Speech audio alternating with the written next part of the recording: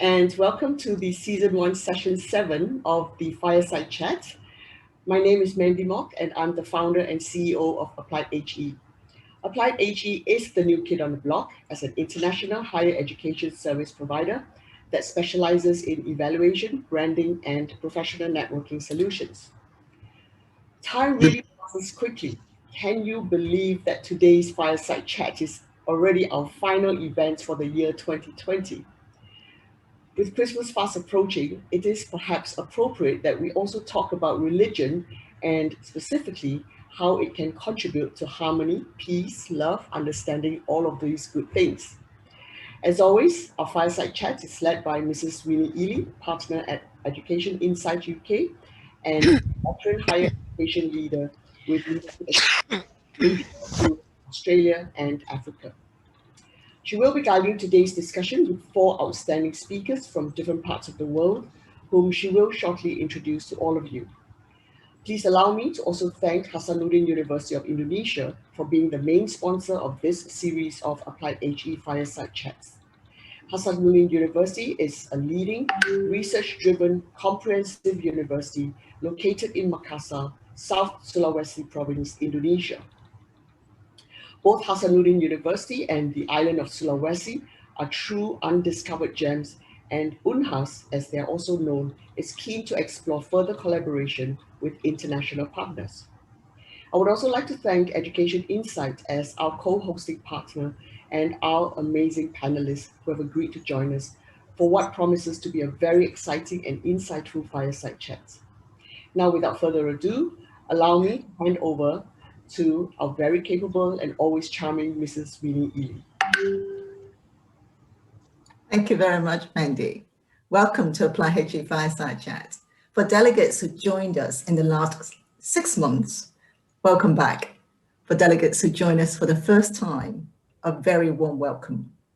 The Apply HE Fireside Chat brings to you a global panel of knowledgeable and passionate speakers on topical issues that we care about, but limited by open and trusted platforms to have a good conversation.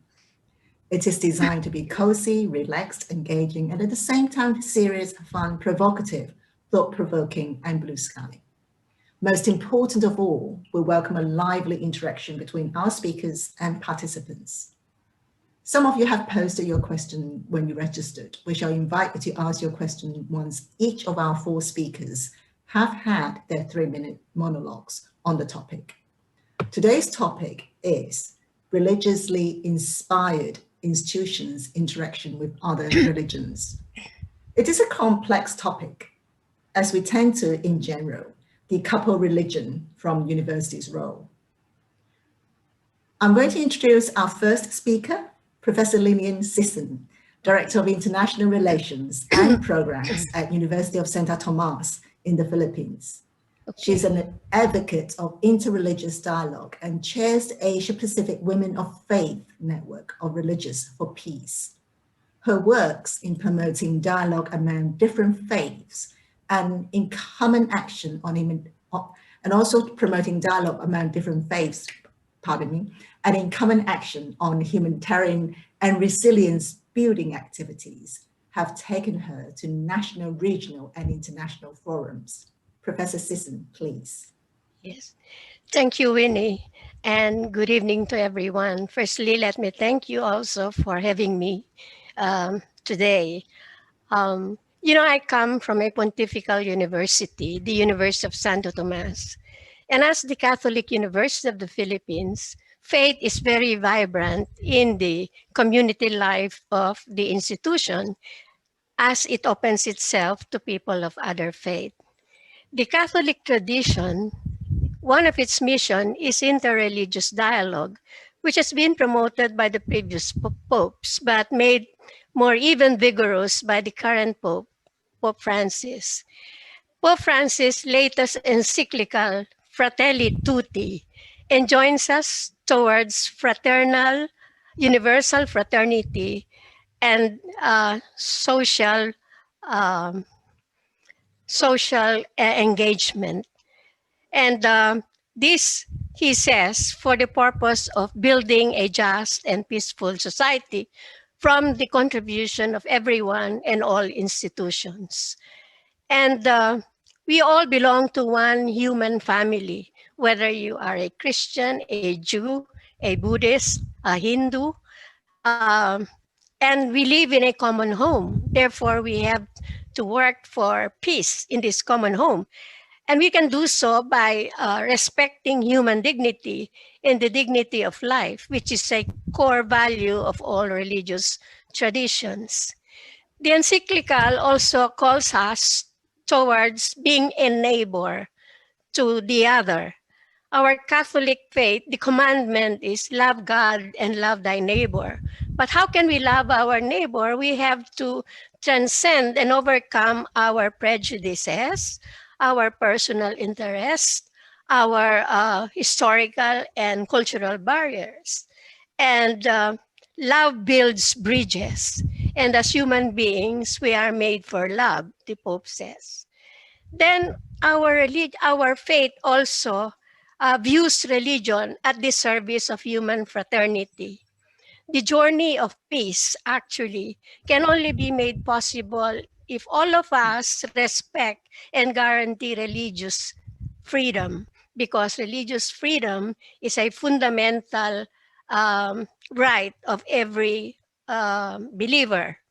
Last year, the Pope went to Abu Dhabi for an interreligious engagement. And there, along with the Grand Imam of Al Azhar, Ahmed Tayyib, they signed a joint document entitled Human Fraternity and World Peace, Living Together. So in that document, it says that to work for human fraternity, let dialogue be a way, and let cooperation and common action be a conduct, and let mutual understanding and mutual knowledge be a standard for all. So knowing all these principles, the university has been engaged in interreligious dialogue for so many years, many activities. And our community, the faculty, the students, the administrators, are more welcoming, knowing that this is a mission of the church. And whether we get a Buddhist, a Muslim, a Hindu student, as international students or as exchange students, they feel comfortable with us because we have a welcoming community, Winnie. So that will be my contribution to your far chat. Thank you very much, Professor Sisson. What a wonderful start. You almost capture all the things within the Catholic faith, having been to Catholic school for 15 years. So all that coming back to me straight away. I'm sure we'll come back to the dialogue part of it, the engagement later on together in the discussion. So thank you. Our next speaker, Professor Taha Kanaswa, Senior Lecturer and Director of Doctorate Programs at Hasanuddin University in Indonesia. He's Vice Chairman of the Provincial Office of the Council in Indonesia Alama and Chairman of Experts Group at the Indonesian Muslim Scholars Association. South Sulawesi, a member of the Interreligion Harmony Forum of South Sulawesi. Let's listen to Professor Kanaswa in the next 3 minutes, please. Thank you very much. Good evening, everybody. I'm glad to be with you all tonight. Yes, I am from Hasanuddin University, where religious studies is taken priority to be studied on there. So let me start to express my point of views about religious life in Indonesia. You know that Indonesia is the home for more than 270 million people living in thousands of islands, which we call it the archipelago of Indonesia. The population are mostly Muslim, 85.7%, followed by Protestant, Catholic, Hinduism, Buddhism, and Confucianism. In addition to that main religions, there also still exist and still functional a number of traditional beliefs, especially among the native local people. The history of those religions, arrival and growing in Indonesia, has been known far before the occupation of foreigners in this country. And it should be noted that the religious followers and their leaders had significant contribution to the fight for independence, Indonesian independence. Nowadays, all religion adherents are freely observe their respective way of religious teaching, rituals, and social activities under the umbrella of national law. And even though Muslims are the majority in terms of population size, but the national government and law treat them equally in all aspects of people's life. To support their religious activities, each religion established and developed proportionally various institutions such as charity foundations, educational institution, and higher in education institution, mass organization, and public service institution, etc., etc. And so there are hundreds religion-based institutions are currently operating within the Indonesian society in various spheres. As part of Indonesian citizens, they are closely related and interact with each other on many occasions and share activities. And this is accordingly one kind of national integration mechanism among the full people. So far, the nature of relationship and interaction among the different religious communities are in harmony, although there were accidentally limited scale conflicts occur among them, which were mostly caused by miscommunication and misunderstanding. To secure and strengthen the mutual and harmonious relationship and interaction among these religion-based institutions, there has been established a national forum called the Forum for Religious Harmonious Relation in bahasa Indonesia called Kerukunan Umat Beragama, Forum Kerukunan Umat Beragama. The forum also exists at all provincial and district levels along the country, whose committee drawn from all religion representatives. To ensure the mutual relationship, the forum hold regular periodical meetings in national as well as the provincial regional offices to make a dialogue and discuss and communicate the recent problem occur among them, religious followers. The forum, besides facilitate the mutual interaction among the different religious institutions, it also effectively functioning as the bridge between the government and the religious communities in creating a peaceful life among the whole people. I think that's all I want to express. Thank you very much. Good evening. Thank you very much, Prof, for the introduction. It's a very major group and also in terms of complexity. And again, we'll come back later on in terms of the discussion. So thank you very much. Yeah, okay. Ms. Jean Choi, Manager of Office of International Affairs, Hanyang University in Korea. In her managerial position, Ms. Choi is charged with managing about 4,000 international degree-seeking students from 90 different countries.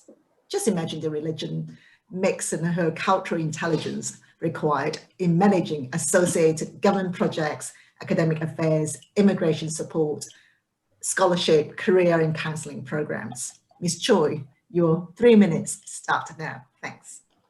Thank you, Winnie and Mandy. First of all, it's my great pleasure to participate in this great webinar today. Actually, South Korea is a country where it has a diversity in religious life, and all the world's major religions, Christianity, Buddhism, and Islam peacefully coexist. Now rapidly on its way to becoming a multiple ethnic, multiple culture, and multi-religious society, Korea protects religious diversity by law. People in Korea are free to lead a religious life according to their own choice and convictions. Since the early 1990s, Korean governments have begun an effort on a national level by adopting strategic policies to encourage the higher education institutions to implement various internationalization programs like student and faculty exchange in addition to government scholarship programs. As a result of these efforts, according to the Korean Ministry of Education, as of 2020, 153,000 international students are studying in Korea, which has increased more than 10 times compared to 2003. Hanyang University is also going through a wave of globalization in terms of the ratio of students, nations, and religions. There are about 4,400 international students, and among them, 200 students are Muslim who are from countries like Malaysia, Pakistan, Indonesia, and Saudi Arabia. Students studying abroad usually go through hard times, but for the Muslims especially, they need more support than other religions due to the dietary restrictions. To support our Muslim students, we are offering a halal food menu to broaden the choices of food and to offer a halal menu food that are cooked according to the Muslim law. And other than the halal food offered inside the campus, there are also kitchens separately built in the students' dormitory for Muslim students to cook food for themselves. Also, there is a prayer room inside engineering building, which allows Muslim students to pray conveniently in between classes. Additionally, there is a chapel as well for Christian students who are seeking a spiritual solace, meditation, or prayer on campus. With the globalization of campus, the number of international students is increasing, which brings the need for more care and support. We definitely know that the international students are facing many challenges, such as religion, cultural difference, language barrier, academic pressure, and psychological problems as well while studying abroad. I think it is important for us to provide institutional support to help them adapt to Korean culture and school life so that Korean and international students can interact each other in the classes and campus with respect and understanding about different religion and cultures. Thank you very much. Thank you, Ms. Choi. It's a topical issues of so many international students, not just in Korea, but obviously the challenge you have on hand, but also, like you said, the institutional support and embracing the diversity within them. So again, I think that itself is a key strand that we'll explore more later on. Thank you. Last but not least, Dr. Grasa Chanawangsi. My apologies if I didn't pronounce it properly. Thank you. President of Trade University in Thailand. Dr. Chanawangsi is an award-winning physician and professor of medicine. He studied medicine at Chulalongkorn University, completed a postgraduate diploma in tropical public health at London School of Hygiene and Tropical Medicine, and he earned his Doctor of Public Health degree from Columbia University. Yes. He was also a decorated politician and served in the positions of Deputy Governor of Bangkok, Minister of University Affairs, and Minister to the Office of the Prime Minister. Dr. Chanawangsi, please.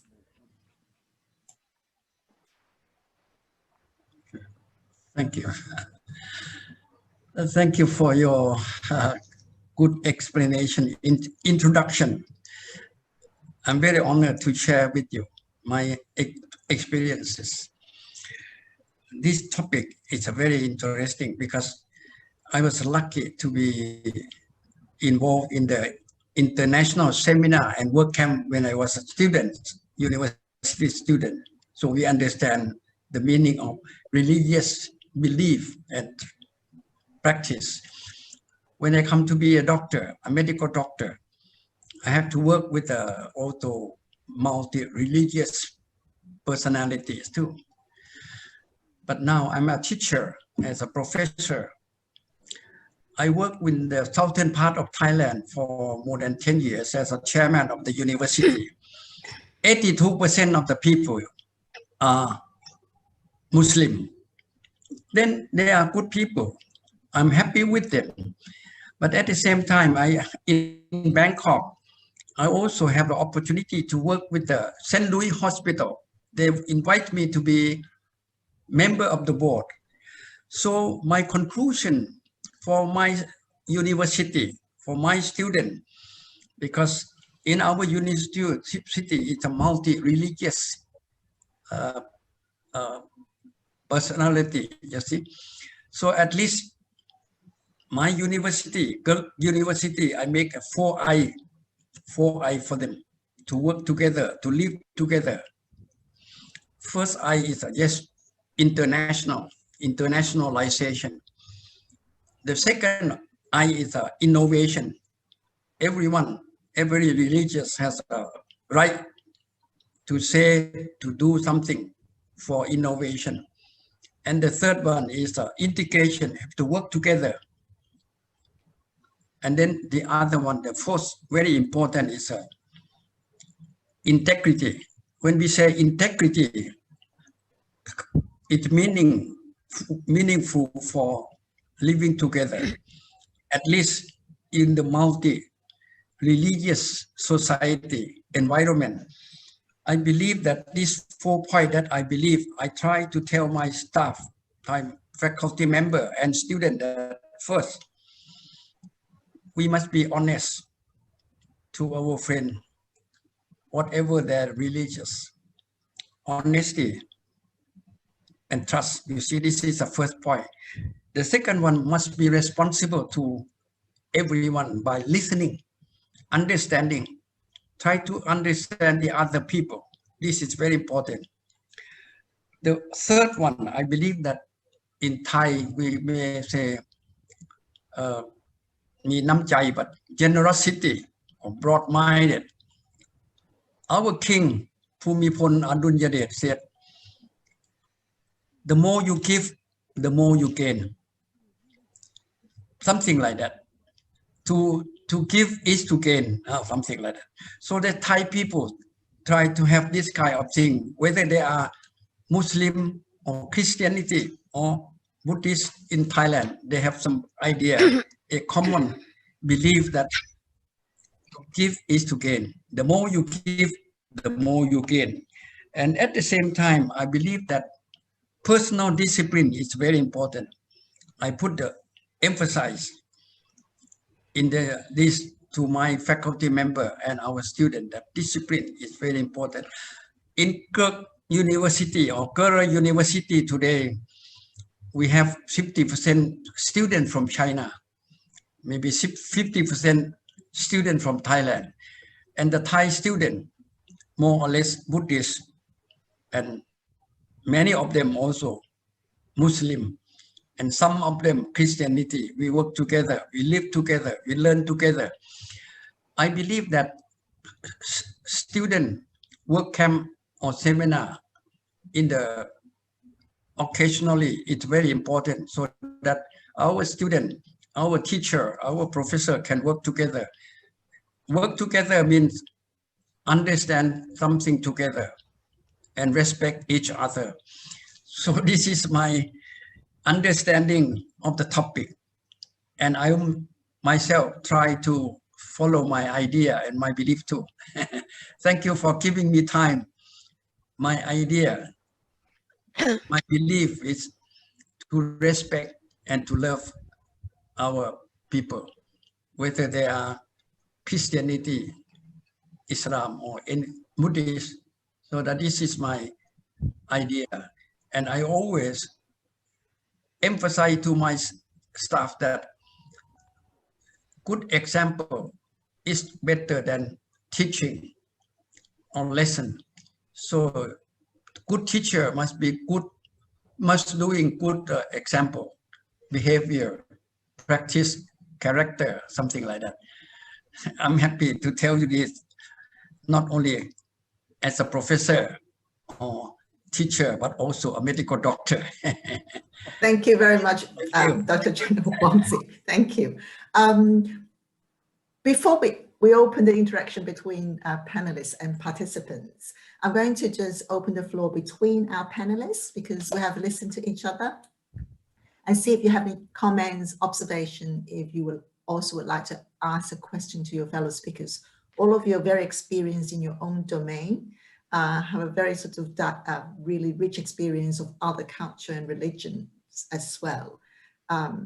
So I'll give you a second just to think whether or not you have a comment to make or questions or observations of what you just listened to so far. If not, I'm going to jump in. I think one of the things, a common theme that all of you refer to, and I think Dr. Chenna Wangsi just mentioned as well, is the example, how you live as an example. You walk the talk about relating with other religions. Could you share with us one of your most, I wouldn't say successful, but one of the experience that you have had so far that has had a lot of success, that by doing that, you actually able to inspire others or encourage others to really relate to each other?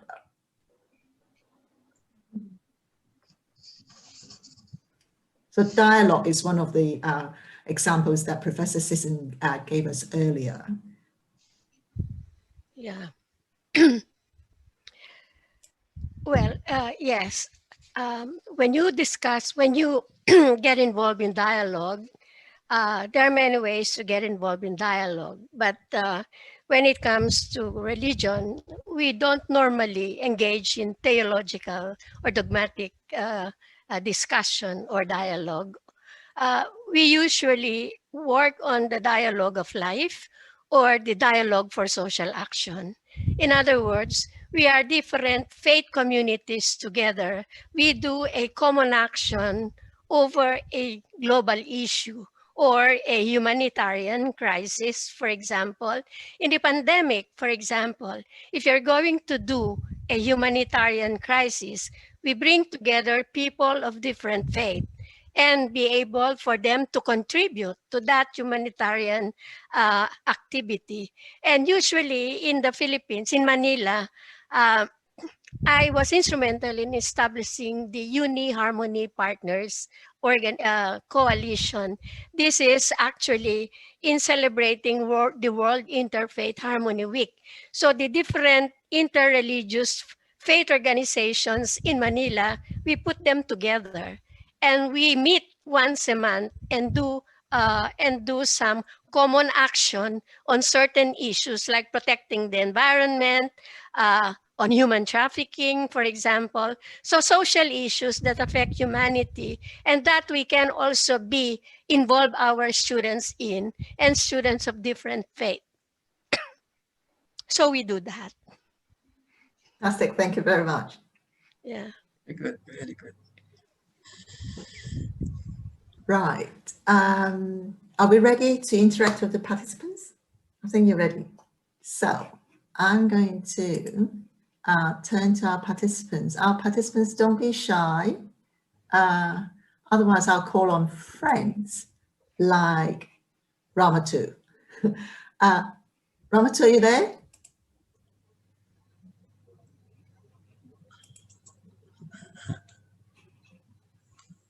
You. Hello. Ramatu, Yes. you're on. Okay. Can you introduce Hello, yourself? everybody. Hello. Okay. Hello, everybody. My name is Ramatu Umar Bako. I work with Oxfam, Nigeria, as the head of influencing and public engagement. It's been a very interesting conversation.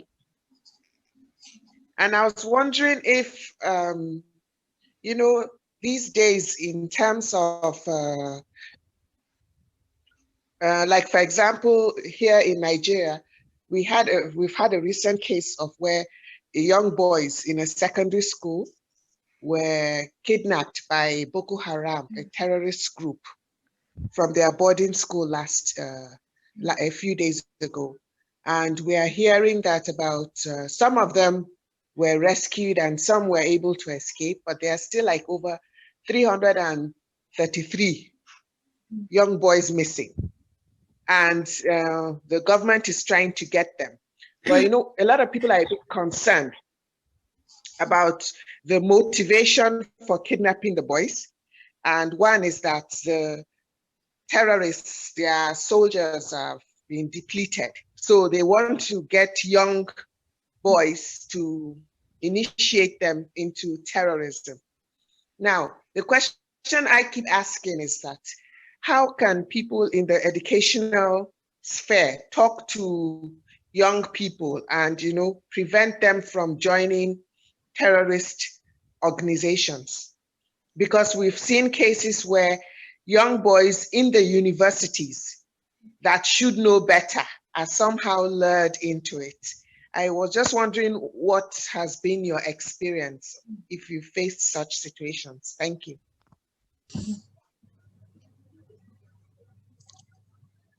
Thanks, Ramatu. Our speakers can feel free to address that, because obviously with the region that you're in, you have very different experience to share. Thank you. May I add a little bit? You see, as the president of the Girl University in Bangkok, I try to make our environment from different religions to work together by establish a center for leadership development. When we say leadership, it means something to make people to work together, to attend some meeting or working in rural development, something like that. But make it short, to have a leadership development in Girl University or my university now. It's first to help them to learn how to add value to the other people. Add value to the other people, whatever religious may be. Yeah, add value, because we have to respect people, respect the other religion. Secondly, he or she or they must have some kind of to add value to their work or responsibility, focus on the work. The third one is add value to themselves, to add value to everyone, to make it valuable people, something like that. So these kind of things to make people have some kind of leadership. When we have leadership, the meaning of leadership is love. No love, no leadership. This is my understanding too. So we build up a center of leadership development at Girl University. At the same time, we have some good relationship, a close relationship with China. So we make the other institute to make different religious activity or personality to work together.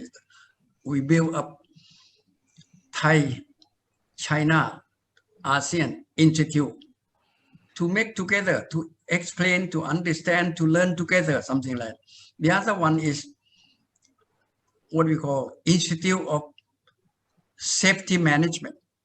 Not only that we're talking about the climate change or some problem, disaster, so that we have to train our people, our students, our staff to work together to help the other people, to help the community. In that case, the people who are from different religions, they will understand the value of humanity, the value of serving the people.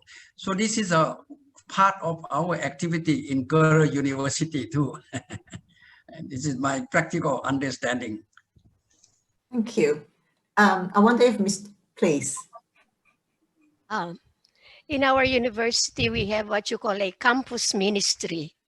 So this campus ministry takes care of the spiritual life of the students, and they are able also to create activities to keep the students focused in their studies and focused in the school, so that and they also create some peer advice, peer guidance, and peer support, so that these students are not enticed to join whatever radical groups are trying to penetrate in the campus. So this is what we do. We have a campus ministry. It is a university-wide office that takes care of the spiritual life of the students.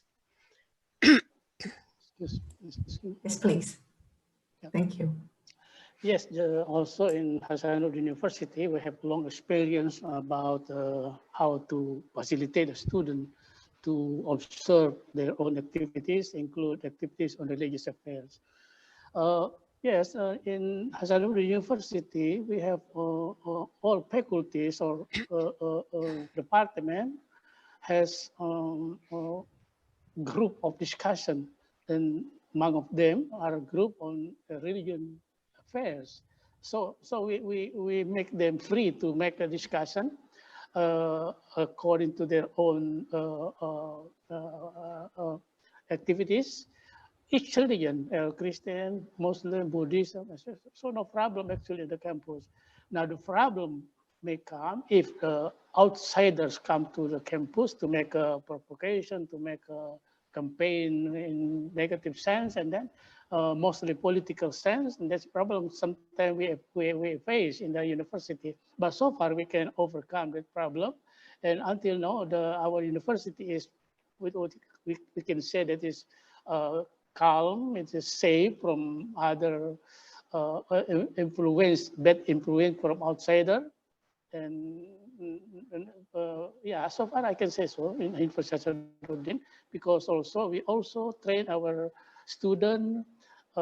We also facilitate them, for instance, in holy, in celebrating the holy religions, etc., etc.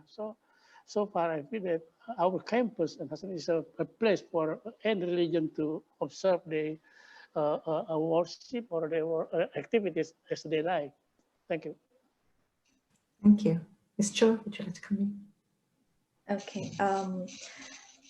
At the university level, Hanyang University is providing multiple programs to support our international students better adjust to campus life in Korea through language and cultural programs and mentoring, tutoring programs, and career development programs as well.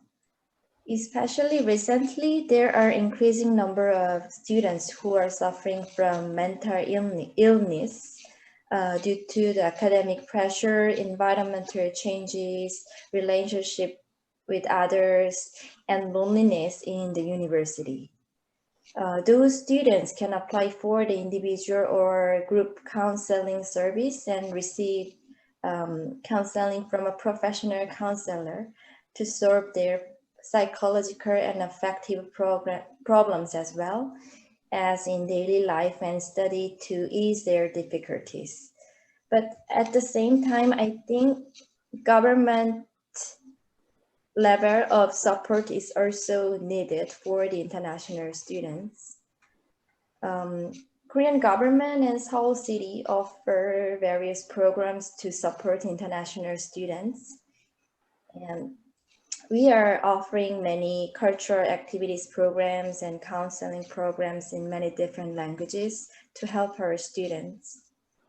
So this kind of support is really important for our students because they are facing a lot of challenges during their study period in other countries. So we think it is important. Thank you. Thank you, Ms. Joy. We do have a question posted online, and I'm going to read it out to you. It's from Benny Denon Sentiento. It says, and the question goes this way: religion is to control our behavior, not for judging others. If we keep this in mind, then world peace will emerge. What do you think, panel speakers?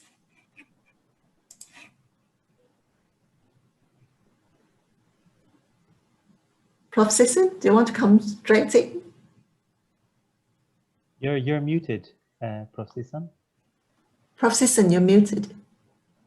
All right. So actually, by not judging others, actually there is one universal value that is common to all religions, and this is the golden rule. You will find the golden rule inscribed in all the scriptures and in all the writings of all the religions and of all spiritual traditions. Do not do to others what you don't want others to do unto you, or do to others what you want others do to you. And for as long as you follow this golden rule, you can live anywhere and in any community harmoniously. Thank you for the kind reminder. Very well said. Yeah.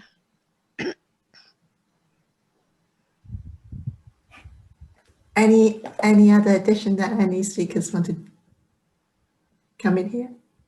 Oh, this is it.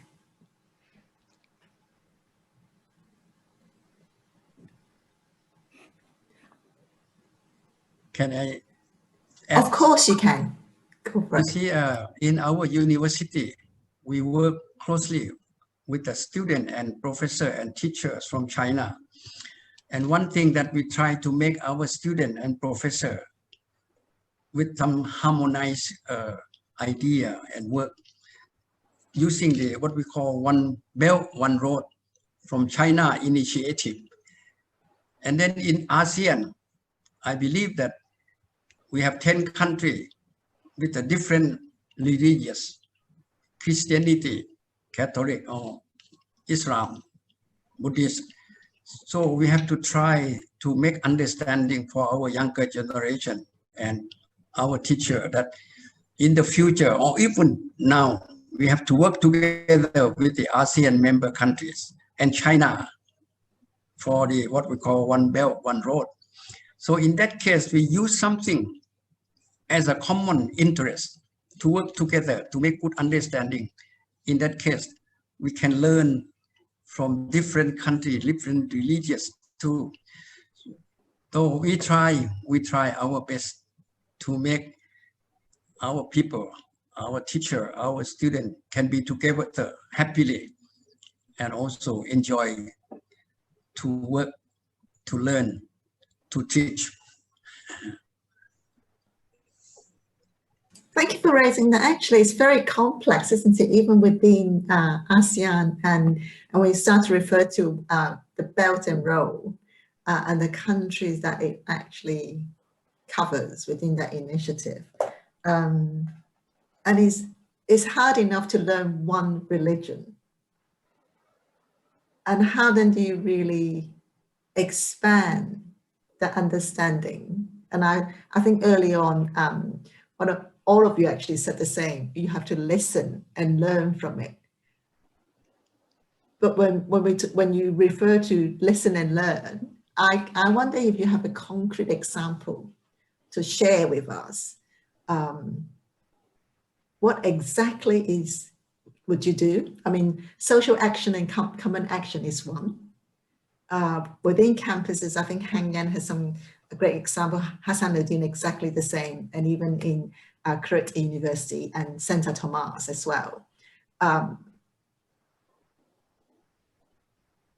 I wonder what is the best way to learn apart from yours, because it's hard enough to learn one religion well, let alone trying to embrace others.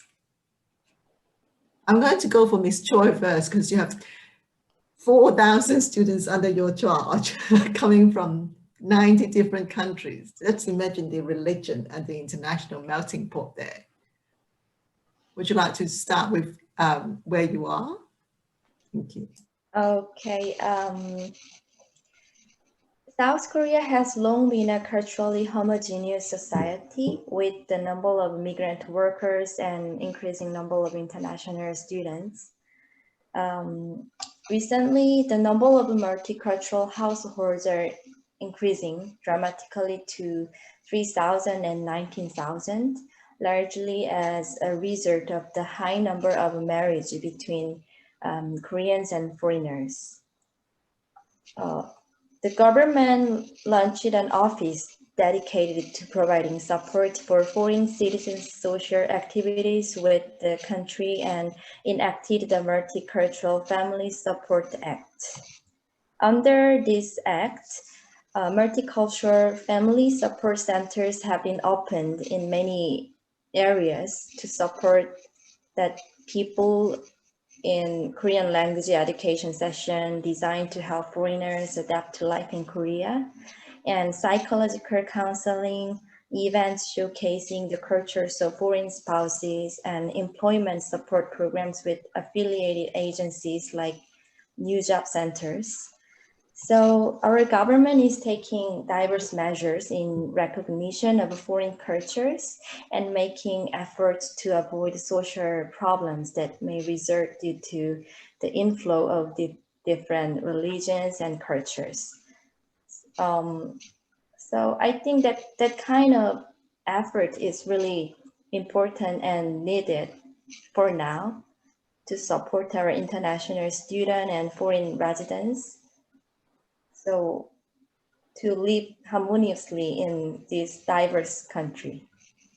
Thank you. That's impressive. The government actually has an act to protect and support. That's incredible. Thank you very much for sharing that.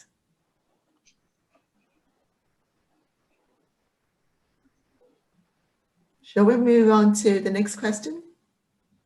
I'm going to read it out now here.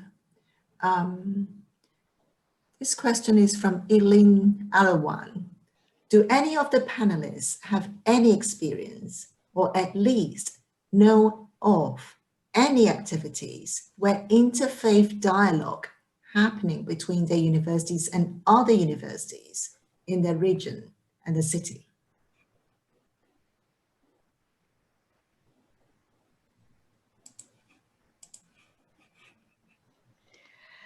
Well, at the University of Santo Tomas, it has been going on, interreligious dialogue has been going on for several years. We host international conferences on interreligious dialogue. One very strong partner that we have are the universities in Iran, for example. The Cultural Center of the Iranian Embassy in the Philippines is very active when it comes to interreligious dialogue. We just had two conferences or two webinars involving the scholars of Iran and from our university and from other universities here in the Philippines in an interreligious encounter, an interreligious dialogue. And not only that, our Institute of Religion is also hosting a lot of interfaith activities and interfaith conferences in the university. It has become part of our academic life and also of our spiritual life in the university. That's wonderful. Thank you very much for sharing that. Excuse me. Yes, please. Yes. Yes, I think if we talk about dialogue, Hassan University is, can be said that weekly dialogue there in Hassan University among the students on religion affairs. Yeah? After worshiping in the mosque, and then make a special dialogue for about 10 minutes, and then again, every week. And also interreligion, interfaith also has been conducted frequently, both internal campus or outsider. We have also with other students from other religion also has been frequently conducted to make a dialogue, to make a share perception about recent development of social life, etc., etc. And we have also a community service in the rural areas, and then there are mixed between among students from the various religion, and then make together all activities, sharing activities, helping the villagers on farming, on cattle, and so on. And that's also make it integrated one another in the campus life. So in Hasanuddin University, the activities of dialogue and what you call international or national conference on interreligion issues has been also so far conducted regularly, at least at the end of each semester or at the end of year. We also invited and also visited other campuses to make a dialogue.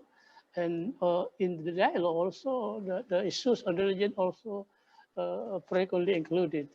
That's no problem. That's so far, because you know that South Sulawesi, which is maybe 90% Muslim, and perceived as a very devoted Muslim, but in the campus they are more rationalized on the religion and no judging the other religions' faith, but only making together together activities and together understanding, and then help each other in terms of education, in terms of social activities, and so and so. Thank you very much. Brilliant. Thank you very much. Now we're going to wrap it up and to close. I would like to invite each of our speakers to make a final comment or a call for action for this topic. I'm going to do it in reverse order. So we'll start with Dr. Chena Wongsi, and then Ms. Choi, and then back to Prof. Kaslan and also Prof. Sisson. So Dr. Chena Wongsi, you first. Thank you.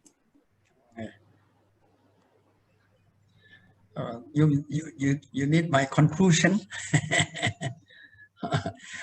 I believe that education is the answer for what we call for our love to the other religion, and also to make good understanding, to understand the nature of human and respect the belief of the people.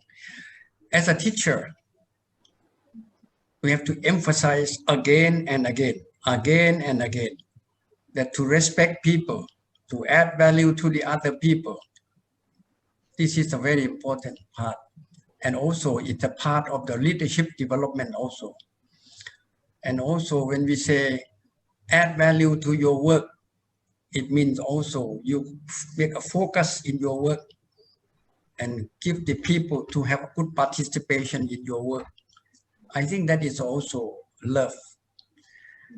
And also the other thing, my conclusion is that to add value to yourself, to make yourself valuable to the other people, whether they are Muslim, Christianity, Buddhist, or the other things. They are human. They should be respected. And we should give them love. Love is the answer. Very festive. We'll remember that. Yeah. Thank you very much. Thank you. Ms. Choi. It was a really meaningful time learn various know-how and insights from other institutions to support the international students in many ways. Going through a COVID-19 pandemic situation, all of us are having a very, very difficult time more than ever.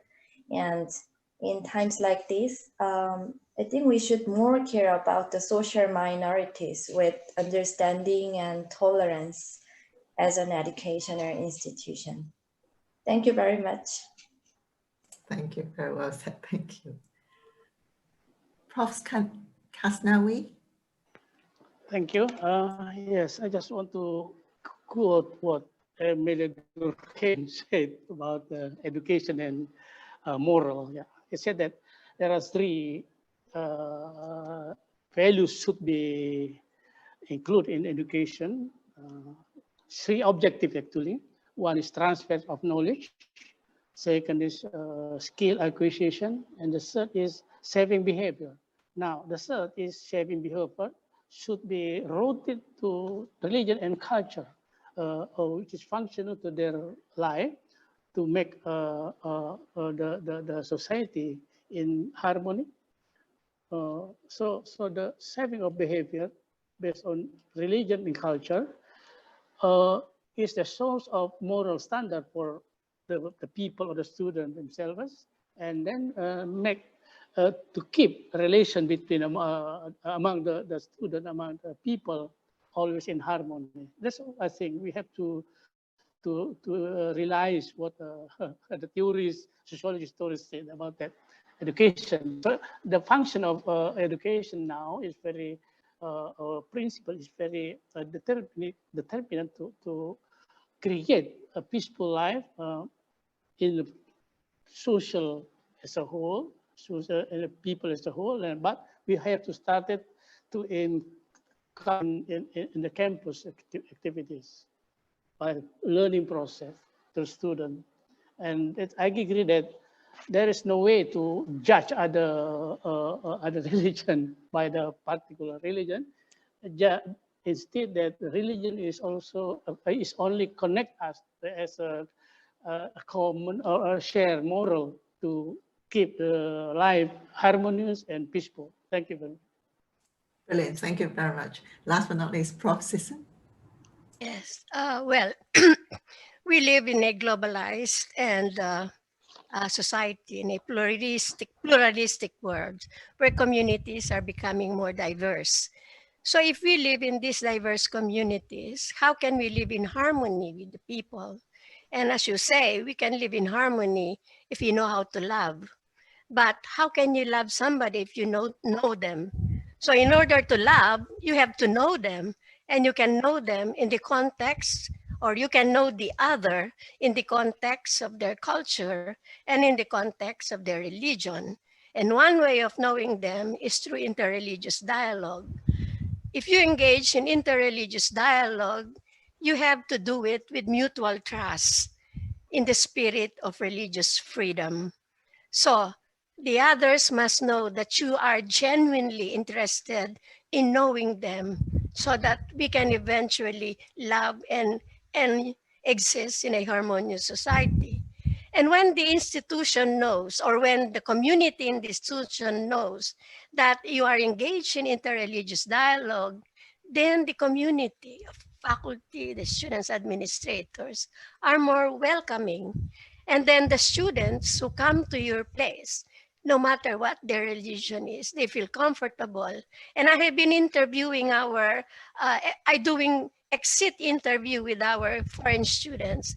And they always say one thing, that at UST we feel at home. So that's good enough for us. Thank you. I only visited and I feel at home. Thank you. Yeah.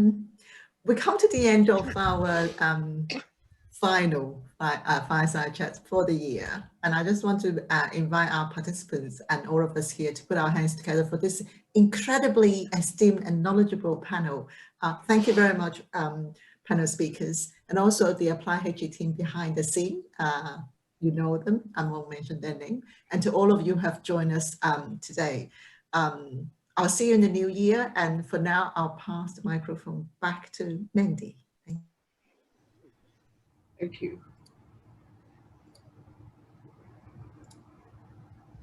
All right, can you see my screen? Are you able to see my screen? Yeah, no problem. Okay, great. Well, thank you everyone for the very insightful comments and questions. And I have really learned a lot, and I hope the same is true for you. I'd like to express my deep appreciation to our wonderful speakers and moderator for their time and contribution. And also thank you, our participants, for joining us for this fireside chat. I also like to thank our sponsor, Hasanuddin University of Indonesia, for their valuable support, as well as our hosting partner, Education Insight UK. While this marks the end of this particular webinar, we have many more events planned. Today's event marks the last fireside chat for 2020. However, we have a whole new series planned for 2021, with the first one starting on the 7th of April, 2021. And the theme is Decoupling Research Impact and Education Excellence within Universities for Better Outcomes. We also have another regular series of webinars, Squaring the Circle Debate, and these are the planned dates, with the first episode on 3rd March 2021. And the topic is, the Applied HE Rankometer is a welcome addition to the global ranking landscape. What is the Rankometer, you may ask? Well, it is a new rankings that we are launching next month, and I will elaborate a bit more in the next few slides. Meanwhile, to reiterate, for next year, we will have a webinar every month with the Squaring the Circle debate and fireside chat alternating every other month, all the way to December of 2021. Always on a Wednesday evening, always at 8 p.m. Singapore time.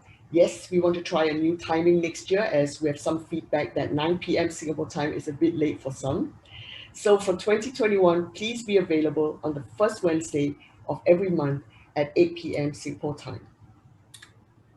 In addition to our regular fireside chats and debates, we also organize the occasional Applied HE exchange events. And our very first event for 2021 is planned for 12th of January 2021 and will focus on the MENA region, that is the Middle East and North Africa region. All of you are very welcome to join. And scheduled to launch on the 20th of January 2021 via video globally is Applied HE's own social media platform called Applied HE Future. It is the world's first professional social media platform for the higher education sector, and we aim to connect everyone from high school to professional career to lifelong learning for the 3 E's: education, employment, and everything in between. Future Phase 1 is designed with higher education leaders in mind and anyone who wants to stay informed about the latest developments, events, and webinars in the sector.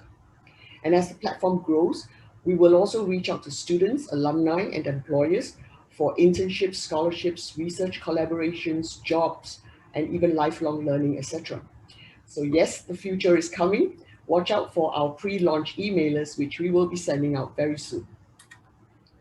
Also scheduled to launch next month via Zoom webinar on the 27th of January is the Applied HE Rankometer. This is exactly a week after the launch of Future. A very busy start to the new year indeed. We believe that there are too many different rankings today and one can hardly see the forest through all the trees. So we've come up with a new methodology that will settle the question of university rankings once and for all. Intrigued? Well, do join us for our online launch on the 27th of January at 8 p.m. Singapore time, and we will tell you more about it. In the meantime, do check out our Applied HE Extra News website. Here, we will help you to promote your institutional news on the global stage. All you have to do is send us your news that are extraordinary, and we will publish and promote it to your targeted global audience. And the best part is, this is a complimentary service from us. Also take a look at our Applied HE Job Ready rating. The new rating system emphasizes teaching and learning, graduate skills, employability, and interaction with industry. The rating is also non-prescriptive and can be applied to different types of institutions across different sectors, from full-fledged research universities to specialized institutions. Please drop us a line if you would like to learn more about the Job Ready ratings and how it can translate into affordable strategies for global branding and marketing. We're also in the process of launching a pilot to evaluate English as a medium of instruction, whereby we measure the quality and depth of an institution's English language programs, especially for institutions from non-English speaking countries which offer English language degree programs. The Applied HE EMI Ready rating can be a useful internal benchmarking tool, as well as a great marketing tool for the recruitment of international students. Do reach out to us if you would like to join the pilot. It's free, and we still have some open places for certain countries. In addition to the EMI Ready rating, we are also currently working on another rating system, the Online Ready rating, to complement our suite of rating services. Online Ready rating is a response to clients' demand. Clients wish to benchmark the strength of their online delivery system against that of their peers as a basis for quality improvement. And to students, an Online Ready rated institution is one that delivers online education to its students in a way that is pedagogically sound, in compliance with quality assurance standards, and which is overall an excellent learning experience. This slide gives you an overview of our coming launches and webinars. Launch of Future via video is on the 20th of January at 8 p.m. Singapore time, and Rankometer a week after via Zoom webinar on the 27th of January, also 8 p.m. Singapore time. The first Squaring the Circle debate of 2021 is on the 3rd of March at 8 p.m. Singapore time, and the first Fireside Chat of 2021 is on the 7th of April, also 8 p.m. Singapore time. But don't worry if you can't remember the dates, we will be sending out our weekly emailers to remind you. And last but not least, as you know, we are the new kid on the block and we're very grateful for all the support that we can get, which is why I'd like to take this opportunity to acknowledge once again all our very supportive webinar partners. City University of Hong Kong, Airlangga University of Indonesia, Hasanuddin University of Indonesia, the University of Lahore of Pakistan, Chinese Cultural University of Taiwan, Changzhou Christian University of Taiwan, Pearl Academy of India, JL Education Consultants, and Education Insight UK. A big thank you for the valuable support given to Applied HE. And also a very big thank you to all our speakers who have spoken at all our Fireside Chats webinar. Indeed, a very diverse group who were pleasantly argumentative, incredibly insightful, and who, for the best part, or most part, kept to their allotted time. Thank you, speakers, and thank you, audience, for sharing your time with us in 2020. Right, thanks very much, everyone. However, the evening is not over yet, so please do not leave the chat room. We're going to open the room now so that you can all see each other and perhaps say hi and introduce yourself. So please turn on your cameras, we'll play some music, have a drink, relax, the room is all yours. Right, over to you now, Peter, to get the social event started. Right. Okay, yes, I see a few familiar faces in the video. That's very good. And we just try and turn on the music. Because how can you have a party with music? Here we go. All right, good. Hello, I see Jenny. Hello, Yes, Assalamu and alaikum. Nestor as well. Simon, Benny, Talat. Benny, joined us thank you very often, much. Talat, right? Yes, I'm fine. I'm enjoying some wonderful webinars. I enjoyed a lot. Inshallah, I will join next year. Oh, Happy very New good, Year. very good. Happy Thank New you so much. Year. Happy New Year to you. Happy holidays. Yeah. Thank you.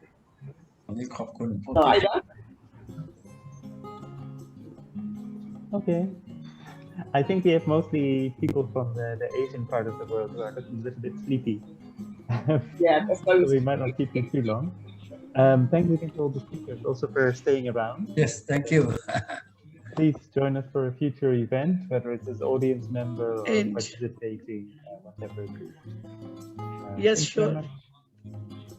Okay, good night and happy Right, thank you. 2021. Thank you very much. Thank you for inviting us. Good night. Thank Happy you. holidays. Stay healthy. Thank you. Happy Thank New you. Year. Happy New Bye-bye. Year. Happy